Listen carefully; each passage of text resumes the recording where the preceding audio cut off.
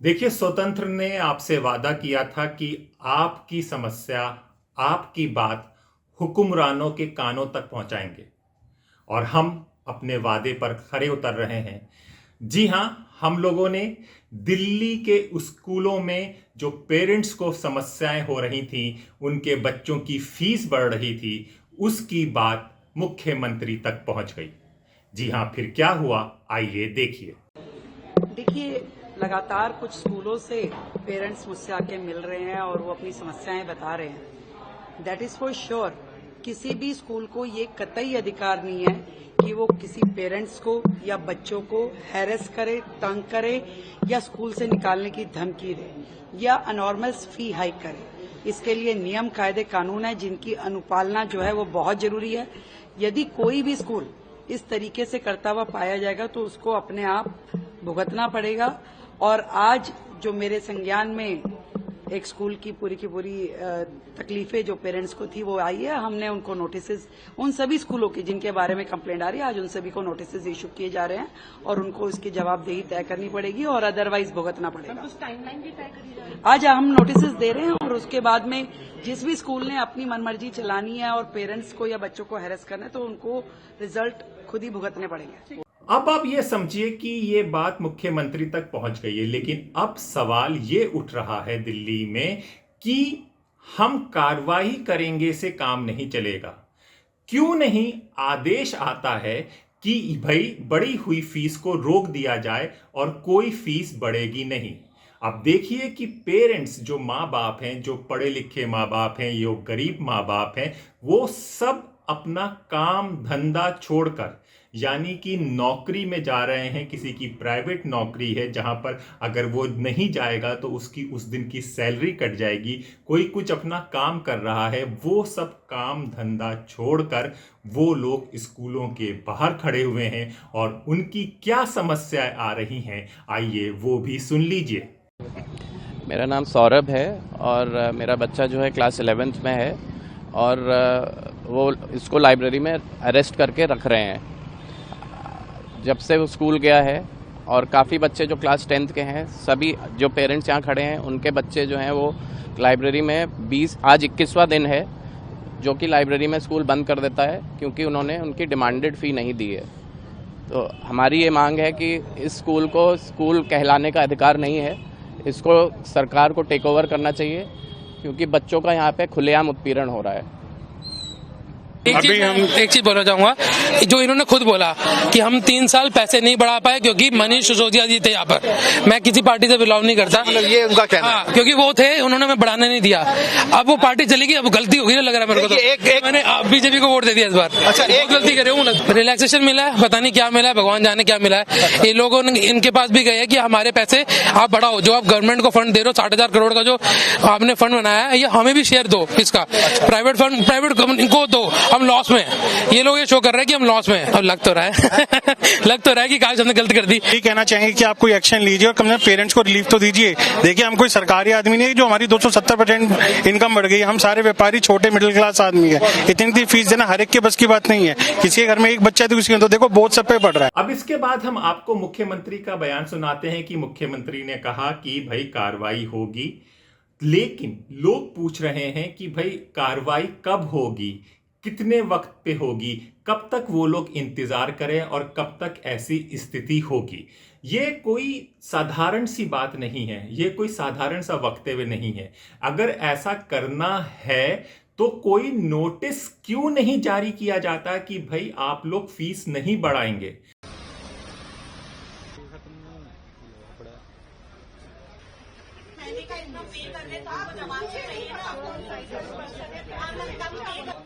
Fees hike है वो 10% की आसपास, 8% तो एक्श्योर है कि, और उससे प्लस 9.8 बताओ 10% के आसपास हर साल फीस बढ़ेगी। हमारे हाथ में कुछ नहीं है, तो 6 महीने में बढ़ा रहे हैं ना, वो हर साल बढ़ेगी और हमारे हाथ में कुछ नहीं, गवर्नमेंट के हाथ में है। और जो रिगार्डिंग स्विमिंग मैंने बोला था कि जो 700 रुपए जो बच्चे ऑप्शनल करना चाहें वो किसी बात पे एग्री नहीं है। वो कह रहे हमारे हाथ में कुछ नहीं है, 10% फीस जो है वो हमेशा बढ़ेगी ऐसा मतलब उन्होंने हमें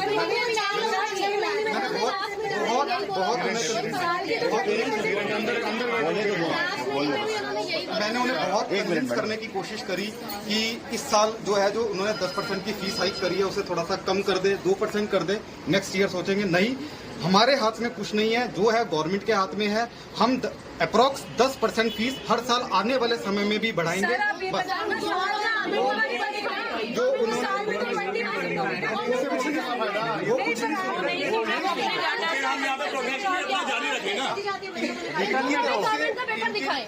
जब इनके पास कोई प्रूफ मैनेजमेंट की तरफ से अपना जो आप हमारे मतलब गवर्नमेंट करेगी तो करेगी, हम कुछ नहीं कर सकते। गवर्नमेंट का पेपर ये बढ़ा रहे हैं, गवर्नमेंट नहीं बढ़ा रही है, गवर्नमेंट बढ़ा रही है। गवर्नमेंट का पेपर दिखा दे, ऑर्डर दिखा दे गवर्नमेंट का।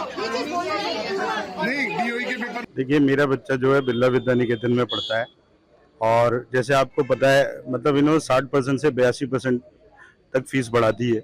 और हमने जब इसके लिए प्रिंसिपल से बात की तो उन्होंने किसी की नहीं सुनी और वो कहते जी एक एक करके बात करिए। अगर पेरेंट्स सामूहिक रूप से बात करना चाह रहे हैं तो उसमें क्या गलत है? सभी पेरेंट्स करने एक एक करके आप क्या डील करेंगे, क्या बात करना चाह रहे हैं आप? एक एक करके आइए। और बताइए, कोरोना के बाद सबकी नो डाउट सबकी इनकम कम हो चुकी है, फिर भी हम बच्चों को पढ़ा रहे हैं।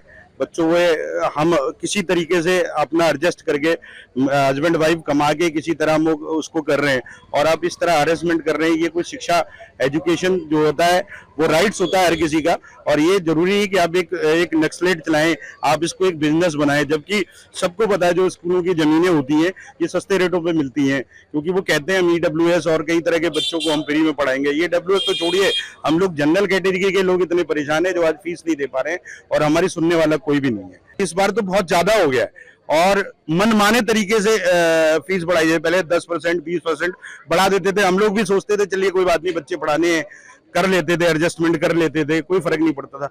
एकदम से 60 से 82% की मतलब बहुत, यार कहाँ जाएगा पेरेंट्स, क्या करेगा? बच्चों के ऊपर मानसिक उनको फीस के लिए प्रताड़ित किया जाता है, बच्चों के लिए हैरेसमेंट किया जाता है, बच्चों को लाइब्रेरी में बिठा दिया जाता है, बच्चों के रिजल्ट रोक दिए जाते हैं। इससे बताइए वो छोटे छोटे बच्चों के मानसिक स्तर पे क्या असर पड़ेगा, वो बच्चे क्या सोचेंगे? ये किस तरह का एजुकेशन हम दे रहे हैं? ये माफिया है कोई या शिक्षा देने वाले लोग हैं? ये स्कूल का प्रिंसिपल, स्कूल का मैनेजमेंट, ये कोई शिक्षा माफिया है जो इस तरह के व्यवहार करते हैं? गार्ड के थ्रू, उनके थ्रू बाहर पेरेंट्स को भगा दिया जाता है। आप लोग ये बच्चों को जो कैद किया गया है, जो गैर कानूनी तरीके से उनको रोक लिया गया है, किसी को लाइब्रेरी में बंद कर दिया गया है, पेरेंट्स को नहीं दिया जा रहा है, ये सब बंद होना चाहिए। और सबसे बड़ा सवाल ये हो रहा है कि ये सारी बातें अब मुख्यमंत्री कर रही हैं, शिक्षा मंत्री आशीष सूद कहां पर हैं, इस पर भी सवाल उठ रहे हैं। इसमें एक बात और निकल कर आती है कि कुछ दिन पहले, यानी कि हम ही ने आपको दिखाया था कि आपके लोगों ने मुख्यमंत्री और आशीष सूद पर कुछ आरोप लगाए थे। आतिशी जो विपक्ष की नेता हैं, उन्होंने ये कहा था कि आशीष सूद जो शिक्षा मंत्री हैं, उनके घर में, जी हाँ, उनके घर में कुछ लोग यानी कि जो डिफरेंट स्कूल के एडमिनिस्ट्रेशंस या स्कूलों से ताल्लुक रखते हैं, उन लोगों की एक मीटिंग हुई है और उस मीटिंग में ये बात कही गई है कि अभी थोड़ा मामला गर्म है, मीडिया में है, सब चर्चा हो रही है, जब मामला शांत हो जाएगा तो आप 10% के प्रति फीसें बढ़ा सकते हैं। तो क्या ये सही है? आप एक बार फिर से आतिशी को सुनिए। इस साठगांठ के संदर्भ में एक बहुत बड़ी खबर हमें मिली है, विश्वसनीय सूत्रों से मिली है कि 6 अप्रैल को संडे को दोपहर 1 बजे आशीष सूद जी के निवास पर उनकी मीटिंग प्राइवेट स्कूल के मालिकों से हुई है। इस मीटिंग में प्राइवेट स्कूल के मालिकों को आश्वासन दिया गया है कि उनके खिलाफ कोई भी कड़ी कार्रवाई नहीं होगी। उनको बोला गया कि अभी माता पिता के प्रोटेस्ट की वजह से, आम आदमी पार्टी का मुद्दा उठाने की वजह से मुद्दा गर्म है, लेकिन जैसे ही मुद्दा ठंडा होगा तो एक आदेश दिल्ली सरकार की तरफ से निकाला जाएगा जिसमें दिल्ली के हर प्राइवेट स्कूल को हर साल 10% फीस बढ़ाने की खुली छूट दी जाएगी। अब इसमें एक सवाल और निकला था कि कॉन्फ्लिक्ट ऑफ इंटरेस्ट यानी कि जब किसी इंसान का उस चीज से ताल्लुक होता है और वही इंसान उसी ओहदे पर बैठा होता है जो वहां पर उस चीज को देगा, यानी कि रेखा गुप्ता, सीएम रेखा गुप्ता पर डायरेक्ट आरोप लग रहे हैं कि उनका निजी स्वार्थ है, यानी कि जो लोग उनके प्रचार में थे चुनाव के, वो लोग ही स्कूल प्रबंधन, यानी कि जो लोग फीस बढ़ाने के लिए बार बार सरकार पर दबाव डाल रहे हैं, उन्हीं के आदमी हैं।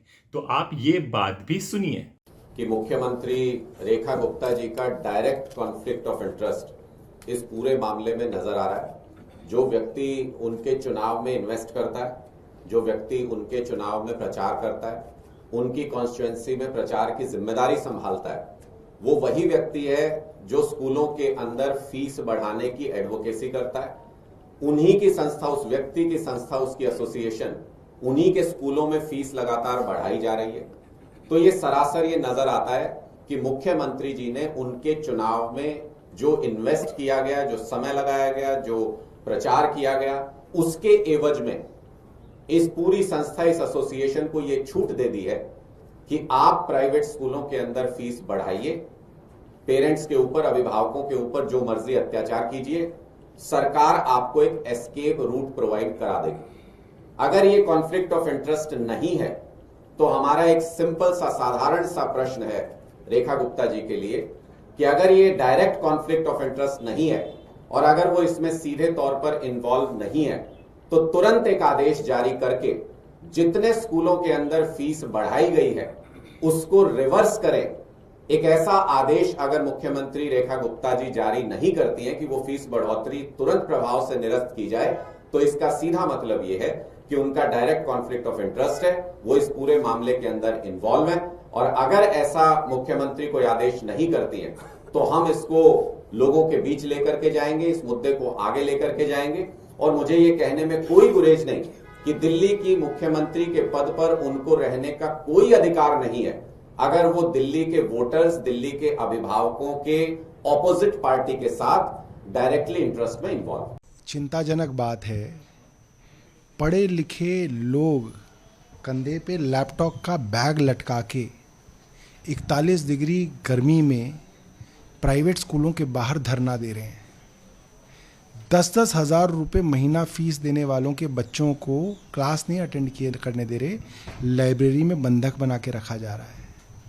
और पेरेंट्स के ऊपर दबाव है कि हम आपके बच्चों को ह्यूमिलिएट करेंगे, हैरेस करेंगे, अगर तुम हमारी फीस नहीं दोगे तो चलता रहेगा। और धीरे धीरे क्या हो रहा है, धीरे धीरे पेरेंट्स टूट रहे हैं। आपका बच्चा पूरे दिन लाइब्रेरी में बैठ के आएगा और घर पे आके रोएगा तो आप क्या करोगे? आप उधार मांग के भी उसके लिए फीस भरोगे। और सरकार चुप बैठी है। क्यों सरकार चुप बैठी है? इसलिए ताकि पेरेंट्स के ऊपर जो दबाव है धीरे धीरे बढ़ता जाए, स्कूल अपनी मनमानी कर ले और फिर तो सब नॉर्मल हो जाएगा। डीपीएस स्कूल के अंदर जहां 93,000 रुपये साल की फीस थी वो 2 लाख रुपए हो गई है। 2 बच्चे आपके पढ़ते हैं तो 4 लाख रुपए साल के आप कहां से देंगे? डाका मारेंगे? ये बहुत शर्म की बात है।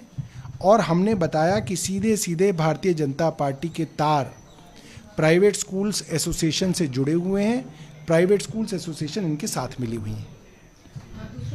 अब सवाल ये उठता है कि दिल्ली के जो पेरेंट्स, गर्मी में इतनी गर्मी पड़ रही है, बच्चे जो पढ़ना चाहते हैं, बच्चे जो देश का भविष्य होते हैं कि बच्चा पढ़ेगा तभी देश का भविष्य होगा, ऐसे में इन बच्चों का आगे क्या भविष्य है? कानूनी फीस ना भरने के कारण हमारे बच्चे को स्कूल से, Queen Mary school Model Town Delhi 9 के अंदर क्वीन मैरी स्कूल है, गैर कानूनी फीस जो स्कूल ने लास्ट ईयर बढ़ाई थी, हमने वो नहीं पे की, बाकी मंथली पे की। बट स्कूल ने हमारे बच्चे को पूरा दिन बंधक बना के लाइब्रेरी कॉन्फ्रेंस में रखा। बच्चे को टॉयलेट तक नहीं जाने दिया गया, पानी तक नहीं पीने दिया गया। बच्चे ने घर पे आके कंप्लेंट्स की हमें हम स्कूल प्रशासन के पास गए, स्कूल में हमने कंप्लेंट्स की, उनका रवैया आज भी यही है। जस्ट अभी कॉल आई है कि अपने बच्चे को यहाँ से ले जाइए जब तक आप फीस नहीं भरेंगे। महंगाई अपने चरम पर है, लोगों के पास काम नहीं है, बेरोजगारी है, उसमें भी लोग मेहनत करके कहीं से पैसा इकट्ठा करके अपने बच्चों को पढ़ाते हैं इस उम्मीद के साथ कि जो शिक्षा, अगर इनको अच्छी शिक्षा मिलती है, जो अभाव में उन लोगों का जीवन कटा है, एक मिडिल क्लास के आदमी का जीवन कटा है, वो अभाव, वो दुख उनके बच्चों को नहीं आए। लेकिन अभी मुख्यमंत्री ने कहा है कि कार्रवाई होगी, लेकिन अभी तक कोई नोटिस जारी नहीं किया गया है कि भाई आने वाले टाइम पे आप फीस नहीं बढ़ाएंगे। भारतीय जनता पार्टी की सरकार जब से बनी है, ऐसे ऐसे निर्णय रोज हमारे सामने आ रहे हैं जिससे हमें यकीन होता जा रहा है भारतीय जनता पार्टी ने ऐसे लोगों के हाथ में दिल्ली की सरकार दे दी है जिनको कोई आइडिया नहीं है सरकार और प्रशासन कैसे चलता है। फुलेरा की पंचायत भी इस तरीके के काम नहीं कर रही जो आज दिल्ली की सरकार कर रही है। और एक उदाहरण कल हम लोगों के सामने आया है, उसके अंदर दिल्ली सरकार की मुख्यमंत्री जी ने आदेश दिया है दिल्ली के अंदर अब EWS सर्टिफिकेट नहीं बनेंगे। अब आप सोचिए, दिल्ली यूनिवर्सिटी के अंदर, IP यूनिवर्सिटी के अंदर, तमाम कॉलेजेस के अंदर एडमिशन्स का दौर शुरू है, बच्चे फॉर्म भर रहे हैं। 10% कोटा आपने EWS के लिए तय किया है। वो 10% कोटा बच्चों को कैसे मिलेगा अगर आप EWS सर्टिफिकेट ही बनाने बंद कर देंगे। अस्पतालों के अंदर 10% बेड EWS मरीजों के लिए हैं और 25% IPD, OPD, EWS के मरीजों के लिए। 10% IPD, 25% OPD EWS मरीजों के लिए मुफ्त है। कोई बीमार पड़ता है, किसी की माँ, बाप, भाई, पति, पत्नी बीमार पड़ते हैं, तो दिल्ली के अंदर 10 में से 8 लोग अगर EWS के अंदर एडमिशन लेना चाहते हैं तो वो उसी दिन, उसी हफ्ते जाके SDM के कार्यालय में जाके EWS का सर्टिफिकेट बनवाते हैं। भाई आप कैसे प्रमाणित करेंगे कि आप गरीब हैं? आप कैसे प्रमाणित करेंगे कि आपकी सालाना आय क्या है? उसको प्रमाण करने का एक ही तरीका है कि आप SDM के दफ्तर में अपना इनकम सर्टिफिकेट बनवाओगे, EWS सर्टिफिकेट आपका बनेगा। अब आप सोचिए कि अगर कोई बीमार होगा तो उसका EWS के बेड पे कैसे दाखिला होगा, क्योंकि EWS सर्टिफिकेट बनाने आपने बंद कर दिए।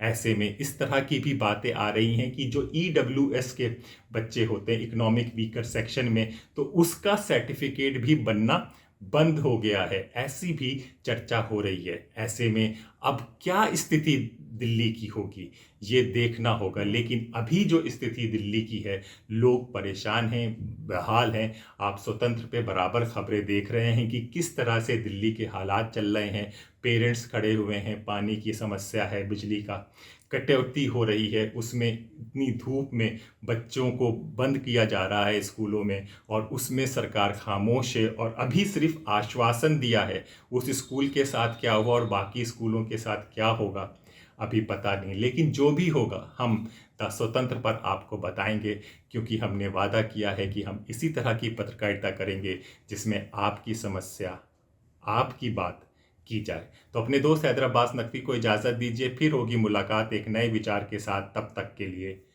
नमस्कार।